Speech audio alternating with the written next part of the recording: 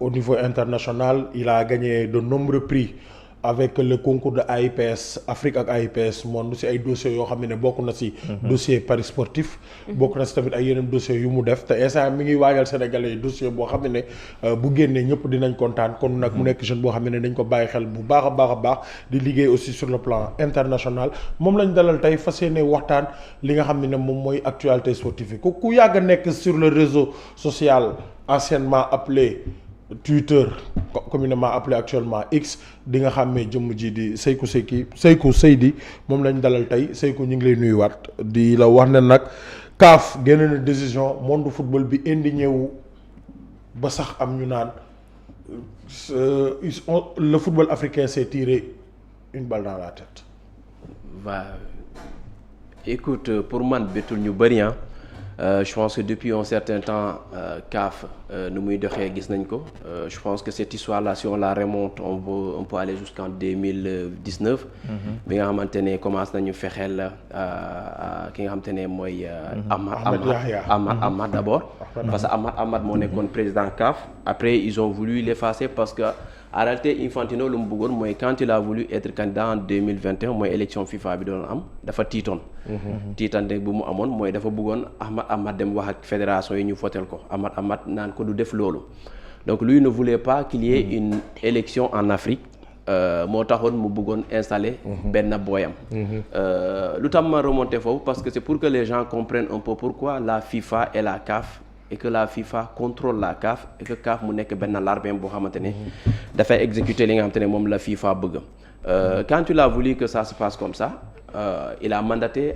ki nga xamante ne mooy Fawzi Legza mooy président fédération royale marocaine de football pour que mu entamer li nga xamante ne mooy discussion parce que daf ko ni carrément élection warul am bu élection amee damay perte parce que Augustin il est favori à l'époque il y avait Jacques Anouma comme candidat Augustin Senghor il y avait Ahmed Yaya bu Mauritanie Augustin moo leen ëppoon plus li nga xamante ne mooy aura Jacques Anouma c'est vrai que moo leen mag mais Augustin moo leen ëppoon li nga xamante ne mooy image bi Augustin bon véhiculé à un moment donné Ahmed Yaya venait d'arriver amuloon expérience donc la candidature tournait autour d'Augustin Senghor qui était le favori il a appelé Ahmad Fawzi Legza pour mu def ay discussion pour ñu am benn élection bañ a am c'est-à-dire c'est ce qu'il voulait élection bañ a am ñu trouver élection bi ñu doon sur acclamation comme ça s'est passé par la suite bi loolu amee après Fawzi Legza il a convoqué ñoom Augustin Senghor ñoom Jacques Anouma ñoom Ahmed Yaya ils se sont rendus à Rabat pour waxtaane autour de la candidature de Augustin c'était ça la réalité parce que les gens disent que non Augustin dafa xëy ñu bàyyi non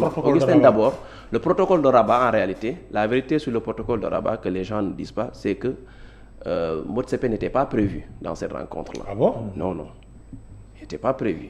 La réalité mooy réunion bi amoon bi nga xamante ne c'est Fawzi Legza qui a convoqué ça. Ils étaient 3. bi ñuy waxtaanee candidature autour de Augustin et tout Fawzi Motsepe a sorti un terme très arrogant mu naa la yéen vous parlez de candidature je vous annonce que je suis le prochain président de la CAF. Ça, c'est des infos qui sont sorties de cette rencontre-là. Donc, Augustin par exemple, il a voulu bouder la réunion. Gars était ko waxtaanee ko il est resté. Il ne ko boo demee tu vas pas gagner parce que c'est déjà décidé. Donc pour dire que ay Fawzi Legza ay Motsepe ay FIFA ay Infantino ils ont toujours en fait commencé à manigancer des choses préparer le terrain pour que Infantino bu ñëwee rek day jàll parce que Infantino en réalité si tu as 54 voix tu passes. Parce que à UEFA amu fa doole. Chefrin moo fa nekk jubawul ak ñoom parce que à plusieurs fois il a essayé de faire arrêter des compétitions UEFA parce que tey UEFA moo ko xaalis FIFA. UEFA a la Ligue des Champions c'est la compétition la plus suivie. Ils ont l'UEFA Europa League. Ils ont ajouté Conference League. Donc méthode boobu moo tax FIFA dem créer li nga xam ne mooy Coupe du monde des clubs pour moom itam mu ëpp parce que FIFA la Coupe du monde rek la am xaalis. Coupe du monde góor ñi te boobu du chaque 2 ans.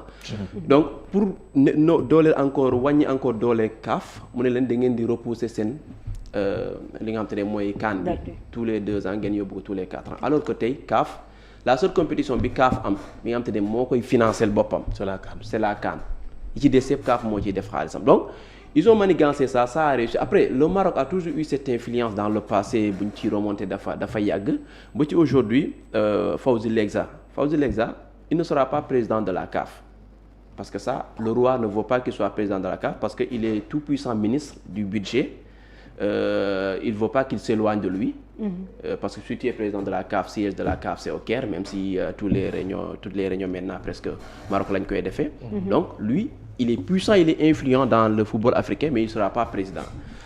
Boo xoolee même une anecdote ci FIFA xam nga y avait un bureau FIFA fii nii ci VDN bi y avait un bureau FIFA fii tëj nañ ko les bureaux FIFA régional yi amoon yëpp presque tëj nañ ko tëj nañ bureau FIFA Maroc souvent def nañ fa réunion et tout tey on se retrouve que bureau FIFA yi presque le bureau principal ñu yóbbu ko Maroc et ils ont des intérêts foofu muy Infantino muy Motsepe bi nga xam ne il a son entreprise assurance bi nga xam te ne jënd na ko foofu il y a quelques années à coût d'1 milliard de dollars mi nga xam te ne tey ci wàllum assurance la et d'ailleurs mi ngi commencé daanu tuuti on ne sait pas derrière c'est quoi les intentions de ces gens-là mais c'est-à-dire que le protocole dont on parle là c'est en réalité c'est ce qui s'est passé c'est-à-dire que Motsepe est venu avec une telle arrogance pour annoncer à Augustin, à Amad Yaya, à Jacques Anoma que vous parlez de candidature, je vous annonce que je suis le prochain président de la CAF. Loolu lu tax ma ñëwaat ci c'est pour expliquer pourquoi il y a cette suite logique.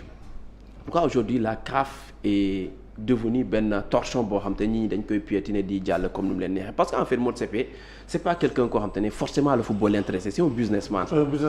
Voilà c'est pas un homme de sérail c'est quelqu'un qui est là boo xamante ne tant que ces business marche voilà yoonal nekku ci donc bu ñu xëyee Sénégal joue cette CAN xam nga cette CAN il faut rappeler d'abord ci ban contexte la ko Maroc organisé septembre octobre il y avait des échauffourées il y avait des manifestations avec la génération Z au Maroc on se souvient ça faisait suite au décès de 8 femmes ci césarienne qui étaient enceintes à l'hôpital public d'Agadir manifestation yooyu les Marocains disaient carrément qu'ils ne voulaient pas de la CAN qu'ils ne voulaient pas de la Coupe du Monde ils voulaient qu'il y ait une légalité parce qu'il y avait trop d'inégalité sociale en fait au Maroc ça existe toujours oui surtout inégalité di parce que dañ doon wax école bi publique bi doxul santé publique bi doxul donc ils sont sortis il y a des manifestations il y avait des centaines de blessés des centaines d'arrestations donc eux ils voulaient pas d'organisation yow boo remarqué woon parfois tu peux prendre des taxis au Maroc wala ñenn ñi nga rencontré ñu naan la nous on s'en fout de la CAN nous ce qui nous intéresse voilà c'est que voilà notre argent pouvait servir à autre chose et tout comme dans d'autres pays la priorité forcément n'est pas le football maintenant il y a eu des frustrations en ce moment-là Fawzi Legza a promis qu'ils vont organiser la CAN et ils vont la gagner sur quoi il s'est basé peut-être avec l'équipe du Maroc qui était vraiment performante au niveau international et tout première nation africaine et tout ñu dem CAN bi démarré il faut reconnaître c'est une belle organisation on était là-bas les infrastructures étaient réunies et tout à l'arrivée à l'aéroport le Sénégal était très bien accueilli très bien soutenu fi nga xam te ne mooy Tanger le stade était rempli il y avait les Marocains et tout le Maroc déroulait bien avec notamment avantage à chaque match on se souvient c'est Maroc Comores penalty Maroc Mali penalty on a refusé même un penalty au Mali Maroc Tanzanie 90e minute de jeu. Penalty. Et l'autre fait que les gens ne signalent pas. C'est que quand les joueurs tanzaniens sont venus vers l'arbitre, ils ont donné un carton. Et pourtant, Brahim Diaz a harcelé l'arbitre. Oui. Il n'a pas eu de carton. Carrément. Ça passe. Maroc-Cameroun. Même chose. Même Maroc-Nigeria, les gens disent que c'était pas trop catholique en fait comment les choses se sont passées. ñu ñëw tase ak Sénégal nag en fait ils avaient pas prévu en fait non ñoom yow boo souvenir boo ñëwee rek aéroport ils te disent bon Sénégal Maroc finale Maroc gagne donc eux dans leur tête ils voulaient le Sénégal en finale comme bi ñu demee fale nga xam te ne moo di Côte d'Ivoire les Ivoiriens voulaient avoir le Sénégal en finale peut-être parce qu'il y avait cette relation et tout mais quand ils ont affronté le Sénégal quand ils ont su qu'ils vont affronter le Sénégal en finale c'est-à-dire c'est fii la seen mauvaise foi a commencé foofu la seen jikko vrai jikko feeñ quoi en réalité parce que jikko moom da nga koy laxas kii nii rek mais dafay feeñ ça a commencé d'abord par la planification terrain bi ñu ne la non da ngay entraîner ci centre Mohamed VI dafa mel ni Balla Gaye war a bëre ak Modou Lo ñu ne Balla Gaye da ngay ngemboo unité 17 xaw ma fi Modou Lo de ñu naan da ngay ngemboo voilà da ngay ngemboo église non biir kër Modou Lo sax ñu naan da ngay ñëw ngemboo biir kër c'est la même chose en fait on a demandé à l'équipe nationale du Sénégal de s'entraîner là où l'équipe marocaine a établi en fait son quartier général Et c'était quoi l'objectif? Ah bon, l'objectif parce que d'autres nations l'ont accepté auparavant. Seen adversaires yi. Est-ce que c'est pour déstabiliser le Sénégal? Bon, en fait, pour man, je ne sais pas c'est quoi l'idée derrière, mais xel da koo nanguwul d'abord. C'est une question de xel nangu ko. yow maa ki yow ñoo war a bëri mën naa la ñëwal sama kër nga préparer foofu. C'est pas possible. Et le Sénégal a eu raison, contrairement à d'autres nations qui l'ont accepté auparavant ci même compétition bi Sénégal naan non ñun duñu fa nekk. Arrivé Lions yi à la gare Agdal de Rabat on a vu également la foule, il y a pas eu de sécurité et tout. ñu exposé leen carrément. Et tout. Adama Kandé moo doon garde corps élémentaire. yaa ngi comprendre. bu ko 2S. waaw. Et l'entraînement de l'équipe nationale du Sénégal malgré que nanguwuñu dem ci centre Mohamed VI mais équipe nationale fu mu entraîner boo tolloo fale da ngay gis joueurs yi. Voilà c'est ay gris la et tout da ngay gis et tout. Mais au moins Pape a été intelligent. Il avait déjà fait le travail nécessaire bi nga moom la soxla woon à Tanger quand ils sont arrivés à Rabat c'était juste mise en jambe là et tout donc le Sénégal a réussi. Match bi bu muy dem tu regardes même sur les réseaux sociaux les Marocains étaient choqués parce qu'ils savaient que le Sénégal était supérieur. Jean-Jacques Ndala c'est un arbitre boo xam te ne il a toujours mal arbitré les matchs du Sénégal. Historiquement. Beneen bi c'est lui qui arbitre le match d'ouverture. Le meilleur sifflet du continent. Le meilleur sifflet du continent, c'est un Algérien. C'est pas Jean-Jacques Ndala. Le meilleur arbitre du continent. C'est un Algérien.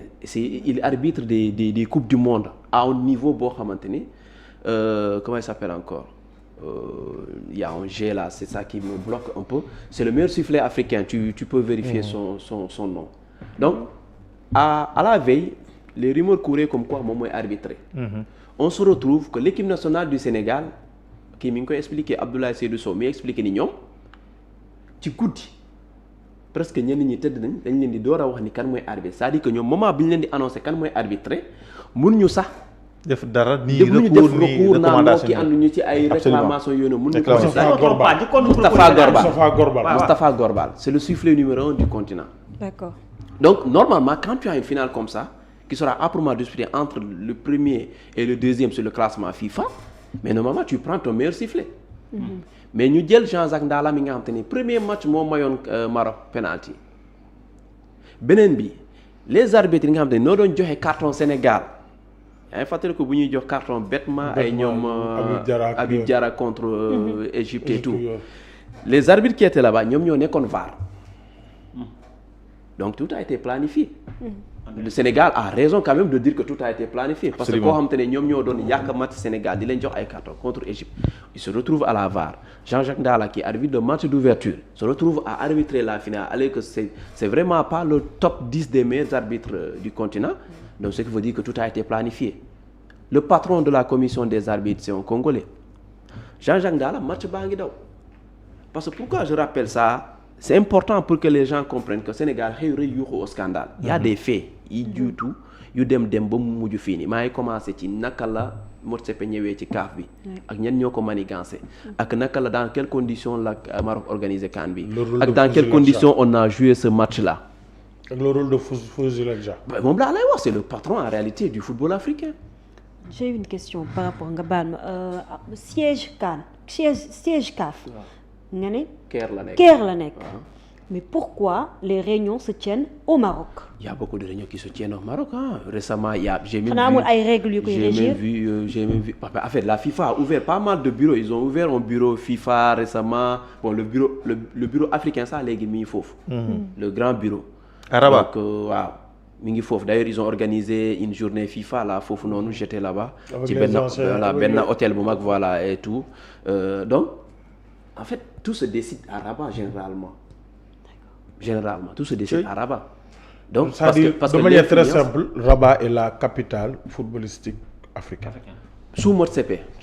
En tout cas sous Motsepe, Infantino et tout. En tout cas Rabat est devenu la capitale du football africain parce que xam nga CAF FIFA même ils avaient ouvert un bureau à Paris mais xam te ne affaire de ñu am ci problème récemment ils veulent relancer ça moo tax seen match yi ñu organiser foofu démb et que gouvernement français bi dañoo am ci problème ay affaire de fisc ay yooyu demee noonu donc instant bi ñu ngi Rabat parce que foofu ils veulent faire du Maroc en fait benn hub sportif la preuve il y a beaucoup de nations yi nga xam te ne dañuy jouer contre Maroc sax biir Maroc. ñu dalal la loger la et tout mooy nations yi nga xam ne ñoom tamit bëgguñu dara ñoom tamit da nga leen di yombalal mbir mi rek ñu jël lépp mais la finale là mais tey sama maam bi nekk Vélingara fale sama dëkk sax bi mu seetaanee xam na ni lii sa waay lii wàllum sàcc la. but Sénégal bi bu valable la. nga bañ koo siffler.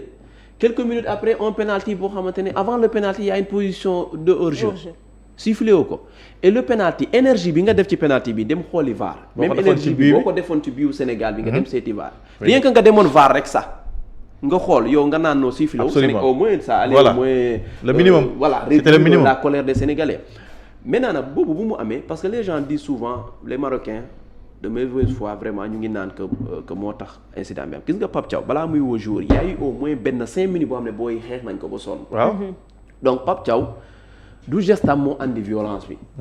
Pape Thiaw moment bu muy woo jour yi pour ñu génne.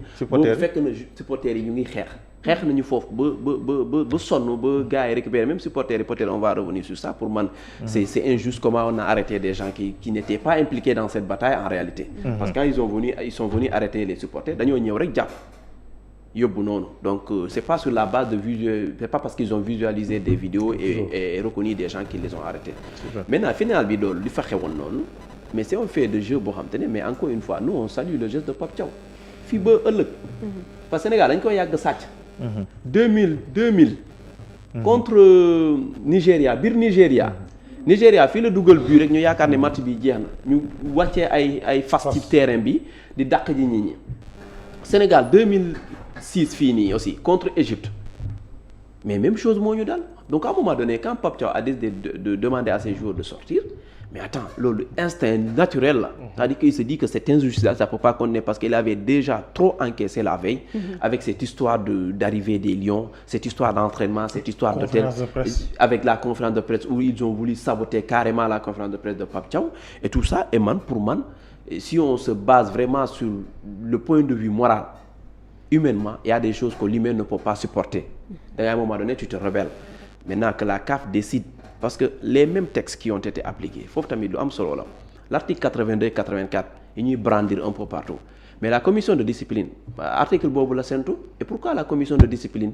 ñu tegal ko article boobu mu teg ko ne naan Sénégal mënu ñàkk titre bi sanction disciplinaire lañ leen di defaral commission d'appel bi ñëw naan non sanction disciplinaire dañ koy tegee nii non seulement dañ koy maintenir pour Sénégal dañuy wàññi yu Maroc dañoo wàññi sanction yu Maroc bàyyi foofu yu Sénégal pare tegaat ci naan da ngay nangu kii kon loolu yëf yabaate la rek.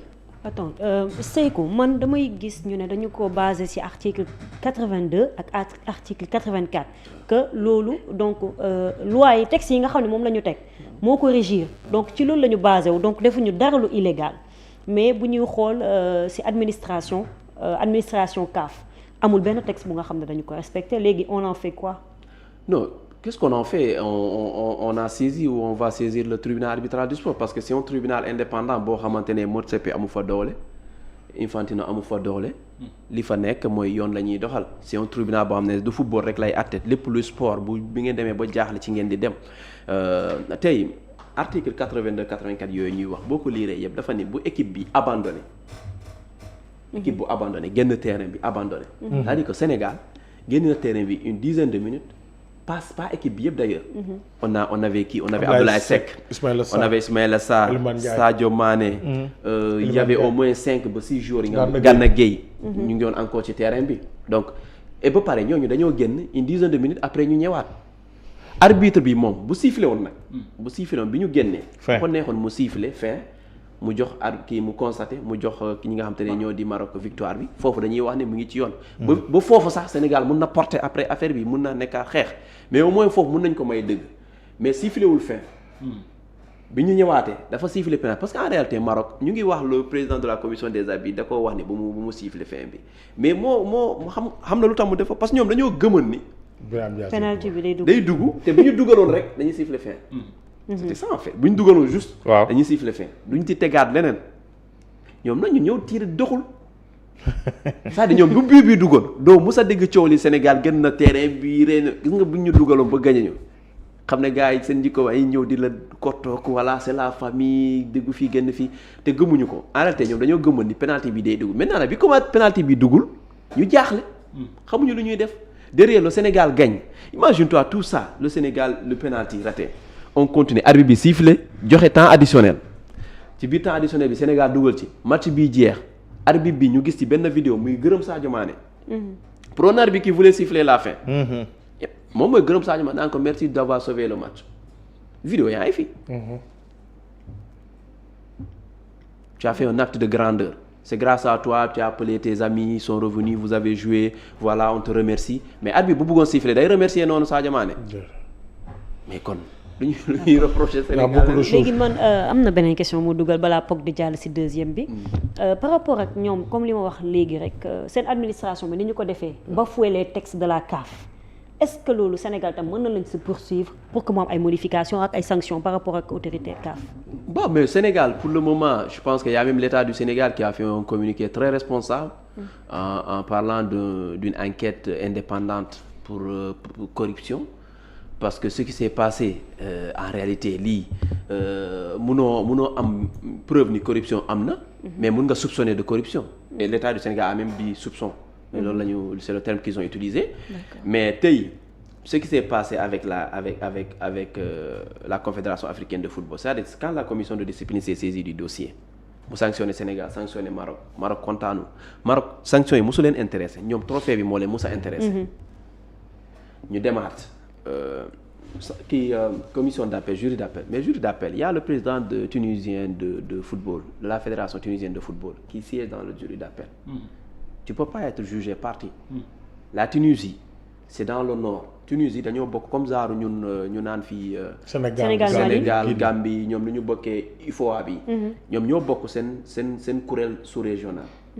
mais ñoom le président tunisien la moom dañoo bëgg en fait seen campagne moo nekk mu jiite seen organisation sous-régionale de football. mais lui son objectif ñoom les Tunisiens ak yeneen dëkk yi nekk foofu ñoom seen objectif wax nañ ko carrément mooy ni qu'un pays arabe remporte la CAN ñoom loolu moo leen intéressé. ñoom xam nga ñoo wane nañ fan la ñu bokk dafa meloon ni lii xew ñu jël benn juge gambien ñu naan na bokk ci ñuy juger pour Sénégal wala benn juge Bissau Guinée nga xam ne pays frère la ñu naan day bokk ci ñuy juger Sénégal kooku kay même bu fekkee ne dafa dem ak def ak li ko yoon sant yow am nga droit sib ne kii dafa far. donc kooku waru fa woon siéger. c'est ça le souci et après que ay 4 personnes ñoo fa nekkoon ñi fa siéger ay 5 sur 9 juges yi nga xam ne ñoo fi nekk. Et Augustin Senghor, il y a un message qu'il a envoyé à Motsepe pour lui dire que moment bi il y a une réunion secrète qui s'est tenue boo xam ne xëy na yow yëgoo ko walla yëg nga ko mais lu ñu nar a décider nii baaxul te boobu résultat yi génnagul. alerté woon na. parce que magu yi moom yëgoon na ko ñeneen ñi nag xamu nañu magu yi mi ngi am. le responsable des juges ki nga xamante ne mooy indépendant mais dañ koo dàq. quelques semaines avant lii di génn décision bii di génn ñu dàq ko lu tax ñu dàq ko alors qu'auparavant moom faisait l'examen dàqalu na le président de la commission des arbitres parce que fi nekk nii c'est un intérimaire président de la commission des arbitres dañ koo dàqoon parce que dafa sifflé woon benn penalty contre Maroc si tu te souviens en finale de la CAN féminine contre ñi nga xam te ne mooy Nigéria ci la ñu bind mer foofu saaga kooku et tout ñu dàq ko donc ñun en grosso modo boo xoolee li xew ni yépp c'est comme si benn rediffusion la c'était attendu quand tu es dans le monde du football il fallait s'attendre à ce que mu am benn résultat boo xam te ne benn décision bu ñuy jël pour plaire au Maroc. donc kon le Sénégal peut compter sur Augustin Senghor ci très rapidement rek. ak expérience am ak non je dirais pas ça Augustin Senghor l'avocat qui maanaam je dirais pas ça Augustin Senghor mooy il faut qu'on pousse de manière beaucoup plus loin est-ce que on a un armada offensif de justificatif pour contrecarrer cette décision de la CAF au niveau du TAS. Ouais, mais avec Augustin, à l'appui de Augustin Senghor. Ouais, mais en fait, le Sénégal a besoin de tous ses fils. Je pense que tous les fils du Sénégal se mettront à la disposition de leur pays. Parce qu'à un moment donné, c'est vrai que Augustin c'était un adversaire à Abdoulaye Fall, mais aujourd'hui le Sénégal est dans les besoins. La preuve, gis nañu depuis lors ban comportement la am ci réseaux sociaux yi. On voit carrément que c'est le fils du Sénégal vraiment. Qui réagit, c'est pas l'adversaire. Vraiment, il est patriote. Voilà, il va contribuer. Maintenant, l'autre chose, c'est qu'aujourd'hui, les lois du jeu priment sur les textes yi ñuy wax ni. Les lois du jeu mooy ne arbitre bi il a homologué le résultat mais Sénégal ci lay basé wu. ñun dañoo homologué résultat ba ñu jox ñu trophée ba àdduna bi yëpp di ñu féliciter ba ñu jël suñuy trophée ba ñu toog ba ñun fàttoon nañu CAN bi en réalité. te il faut dire que ni les lois du jeu sont supérieures. au-dessus l'arbitre mais qu'est-ce qu'on dit l'arbitre est le maître du terrain. waaw boo doon comparer loi du jeu yi si suñu justice mën nañu wax ne constitution la ak décret. foofu na boo fa dugalee damay réer xaw ma yooyu décret mooy li président di jël. moo ne ci kaw mais conseil bon est-ce que assemblée ëppul doole. constitutionnel moo gën a kawe conseil constitutionnel moo gën a kawe n'est-ce pas. voilà donc en fait terrain yi bokkul lii nii ci terrain bi arbitre bi lu mu décider. loolu la. loolu ba homologué ko. c'est-à-dire bu amee ku ñuy sanctionner en réalité c'est l'arbitre. en arrière. waaw parce que nit ñi dañuy évoquer souvent match Sénégal Afrique du Sud qualification. bu ñu rejoué waat bu ñu rejoué woon boobu bokkul. boobu en réalité dañoo découvrir ne arbitre bi Lamté il est suspendu à vue que dafa amoon ay mbiru paris sportif ay paris xaalis. mbiru xaalis da ci amoon ay corruption ay paris xaalis yooyu noonu moom ci loolu lañ ko jàppee woon en réalité. c'est pas que match bi kii dañoo xool ne bu ñu xoolee ni mu arbitré ni mbir mi demee.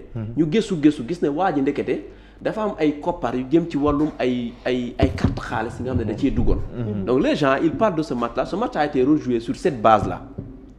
donc si l'arbitre aujourd'hui il fait son rapport parce qu'il y a ce qu'on appelle le rapport principal et yeneen rapport yi nga xam te ne peut-être mooy revenir ci bu amee ay incidents ay cas de pas ay cas d'incident Afrique yooyu noonu mun na am ñaar rapport mun na am ay rapport yu bëri dans un match ça dépend rek ci événement match ni mu demee rapport principal mooy ñëwali ci score bi buteur yeeg affaire yooyu noonu si il y a des incidents comme match Sénégal mun nga def yeneen rapport mais sur cette base là ce rapport là tu le transmets à la commission de discipline pas à la presse pas aux fédérations. Super. En parlant de rapport Augustin Senghor bind na benn tweet Philippe Douce feelu ko ne ko non y a un deuxième rapport. Je ne sais pas parce que xam nga Philippe aussi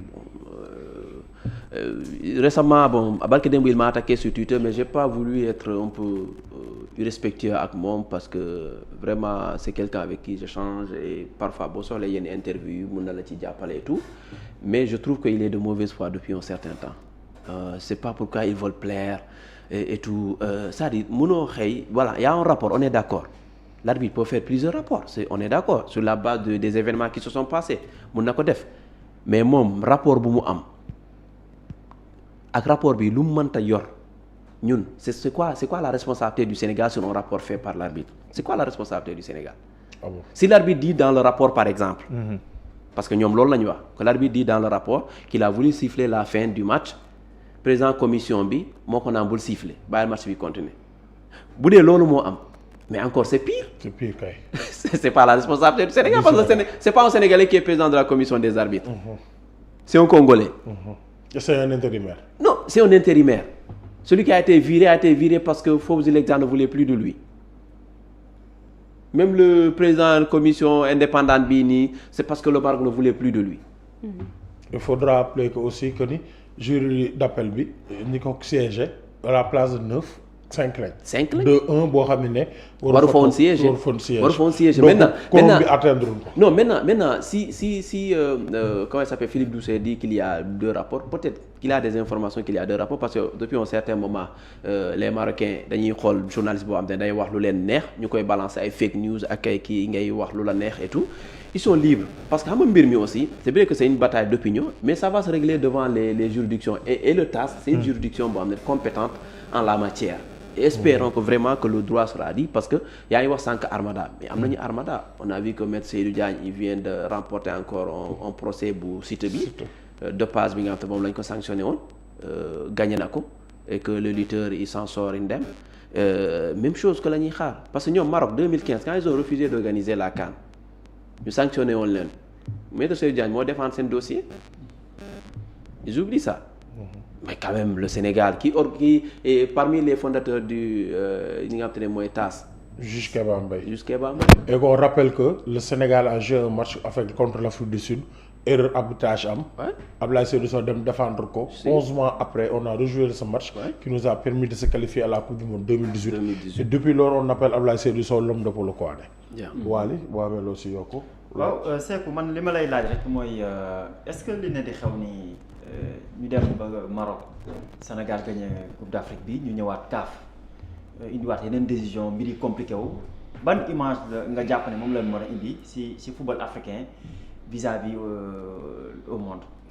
bon après monde bi dara bettu leen parce que CAF moom gis nga depuis Issa Hayatou jóge fi parce que en fait ils ont tout fait pour saltel Issa Hayatou alors que Issa Hayatou dafa nekkoon koo xam ne bañkat la woon. c'est quelqu'un koo xam te daaw ko dicté li nga bëgg a def da ngay ñëw wax mu naan la mu teg la lu ma ciy teg donc ils ont toujours réussi xam nga Afrique ba ci colonisation boo remonté à chaque fois dañuy wut benn africain boo xam ne moo leen defaral saal boulot bi ils ont toujours réussi ça quand ils ont voulu écarter Issa Hayatou ils ont mis des pions ay africains la ñu utiliser quand ils ont voulu écarter Ahmad mais ils ont utilisé des africains wax ay waxu ay affaire blanchiment d'argent ay yooyu noonu alors que l'actuel secrétaire général de la CAF il a un dossier pendant boo xamante ne c'est Infantino qui étouffe le dossier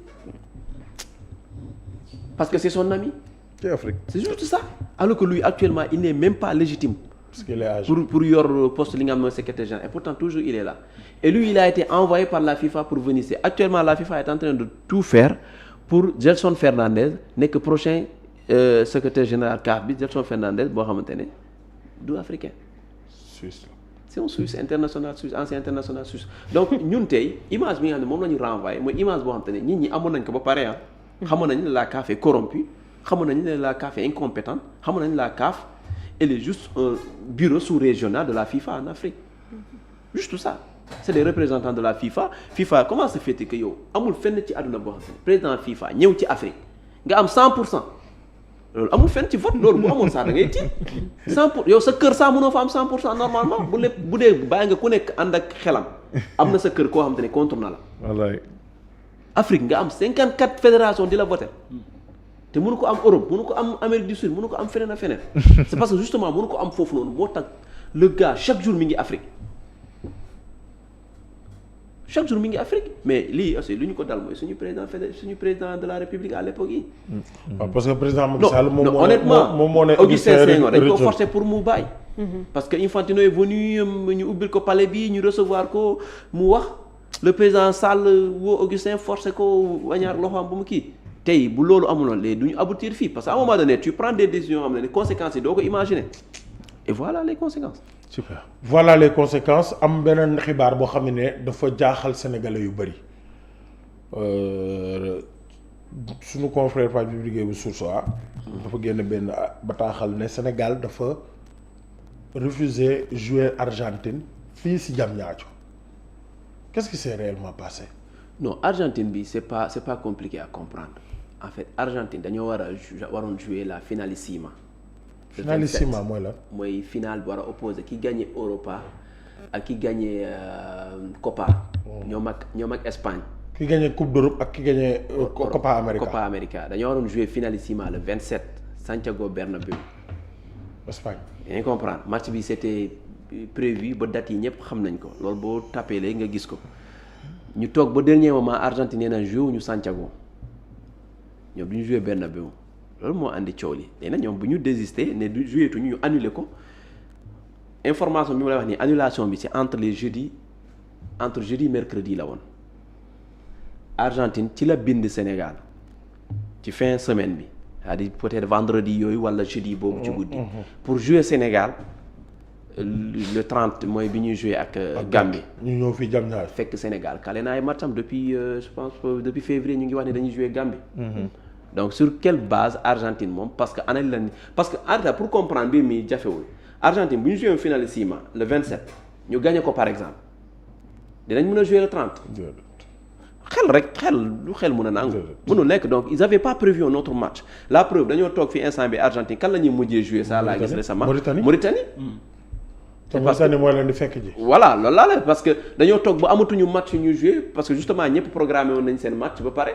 nga xëy finalissima amatul te ci problème bi yow la nga xëy nga naan nit ñi ñëw la ñu joué mu jëw ñu am adversaire Mauritanie lañu mujjee am bu ñu demee ba jël Mauritanie mooy ni amuñu pexe donc Sénégal c'est pas que Sénégal dafa bañ Argentine comme nit ñi ñu ko wax xam na bu coow li bari aussi am na yoo xam te ne soxloo saa am ci information pas Ousmane àndal ak sa xel rek mooy ni Argentine dafa waroon jouer finalissima le 27 entre 27 ak 30 équipe boo xam te ne bu ci gagné finalissima par exemple war na dem dëkkam defi fête est-ce que kooku dina ñëw Sénégal de jouer ay le 30 c'est parce que dañoo demoon ba amatuñu adversaire moo tax ñu bëggoon Sénégal jouer après nag le président ce qu'il a répondu parce que mail bi c'est Abdoulaye Sow qui l'a reçu d'après mes informations. Et quand il a reçu il en a parlé avec le président de la fédération kooku mu ne on a déjà prévu de jouer la Gambie mënuñu annuler suñu match pour jouer Argentine. Après les gens vont dire non c'est Messi que non am na yoo xamante ne bu ñu la ko defoon du la neex. dafa mel nii nga xëyoon programme yoon ak France Espagne ñëw bëgg a jouer France rek mu annulé la da lay metti donc lu tax nga bëgg ñu def ko. comme yenn invité yi li ñuy def parfois quoi nga kale leen 17h. waaw voilà. ñu dem beneen télé jox leen passe ñu dem. doy na waar alors ñu tëj la parenthèse fédération maa ñëw sur la préparation de 2 matchs.